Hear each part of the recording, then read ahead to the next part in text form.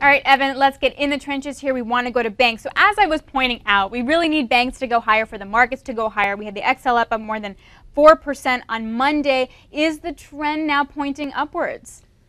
Well, let's look at the XLF. It's like a pregnant pause. Yeah, it's a loaded question. Yeah. Let's look at the XLF, and the XLF has diverged for a long time. The market's been making new highs consistently up until recently. These have diverged for the better part of, since basically the beginning of the year. We've seen sellers in control of financials. That being said, I'm not seeing leadership here. I'm not seeing money flow. I'm gonna bring up Goldman as an example, sort of the industry leader. While we could see a short-term bounce here, to me this is not in an uptrend. You can see a series of lower highs and lower lows. This is something you just want to avoid. And because I was going to point out too that financials are down 20% for the year, so it wouldn't be surprising if we did see some kind of counter-trend rallies every now and then, right? Yeah, I think listen, nothing goes straight up and nothing goes straight down. There will be opportunities for short-term traders to nibble on some longs. I know Scott calls them the cute longs or the cute shorts. Yeah. There are going to be those short-term pops, and I think we're in the midst of possibly one of those right now in some of the banks. So then looking at Goldman, then it's up almost 4% on Monday. Then how would you be trading it today? How would you trade that kind of pop? Well, I think with Goldman, you got to be careful because this is a very time-sensitive, headline-driven type of trade. Right. We've seen a nice pop off the lows here from basically the 105, now trading about 116.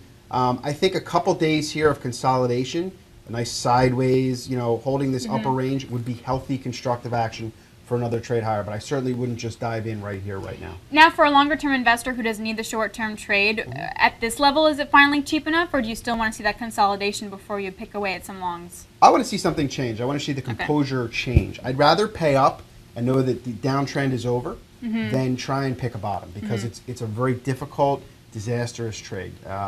You don't want to cost average into a stock that right now is downtrending. And then speaking about picking a bottom, that leads me to Bank of America. And some people out there are saying that Warren Buffett's investment of Bank of America calls a bottom. Would you agree with that? I wouldn't go that far. Again, I'm a technician. I try and focus on what the market and the psychology of the market tells me. But I wouldn't go that far. It definitely, the stock caught a lift. We've gone from 6 to basically 8.5. The day the news came out, the reaction from the marketplace wasn't all that constructive. The sellers basically stepped back in. The last 2 days, we've seen a little bit of buying, but this is a very sloppy-looking chart.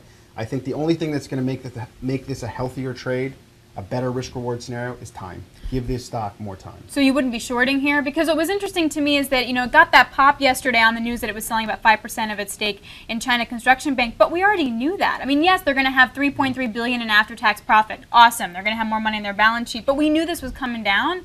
So I wonder if yesterday was purely a trade or perhaps short covering or something else, so then how would you reverse that today? I think that with Bank of America, bottom line is I'm avoiding it. I'm not long, I'm not short. My interests are not here until I see something that tells me I need to be here because the risk-reward ratio is, the balance of power shifted to my favor. And right here, right now, headline-driven in news and on TV every day and in the newspaper, I just don't want to be there. What about regionals? And I wanted to highlight two, Fifth Third and Regions Financial, just to see if those charts are saying anything different. Because regionals, you could argue, do have better balance sheets, less exposure to mortgages, less exposure to Europe, and they could be a little bit better. Looking at Fifth Third here, not a picture of strength. You have your 200-day moving average here in black. The stock has been under the 200-day moving average. We saw a real aggressive sell-off when the market imploded in early August.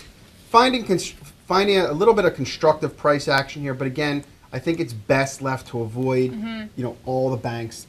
They're just not really where the money flow is. All right, all the banks avoid. I think that's the strongest recommendation we can get there.